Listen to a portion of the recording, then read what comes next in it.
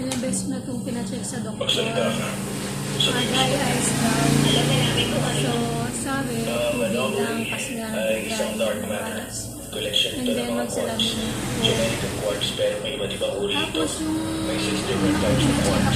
Pero nabubuong dark matter. nagbigay Pag ito yun rin ng taas baba, nagiging reseta din, strange eye quartz. drops, Nagbaband. binili. Nagiging panibagong matter dahil hindi Tapos, kalaro sa mga ngayon, pagkakataon tulad ng umaabot yung mata ko. gravitational Ilang gabi na ako na nag-iinit. Sabi ko, pag habang iniinit papalapit yung ang mata ko, tiguan ng kasi particles sa nucleus o center, babagal ang oras. So, bago ko matulog, nag-feel ako. Yun yung sinasabi ko sa kanya. Tapos, ito nga, March 20, Yung mga karangkang bawal naman akong gagawin. So, may isa pa, nakatabi pumunta niya. ako sa Magagawa tayo ng dark matter cluster. hospital sa Mangrove.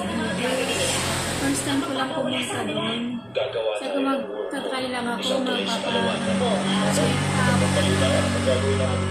Ngayon, natuwa ako kasi Supercharged accelerated ang bilis particles. lang ng process niya. Tulad ng Wala CERN pang na nasa Geneva.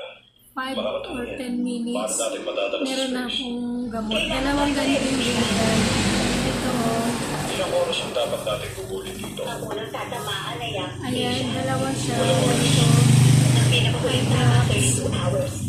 Imposible. Tapos, Hindi ang pa ka hinihingi lang nagtitake sa of akin siya ay talabos ng oras. Tapos meron na ako ganito, libre lang.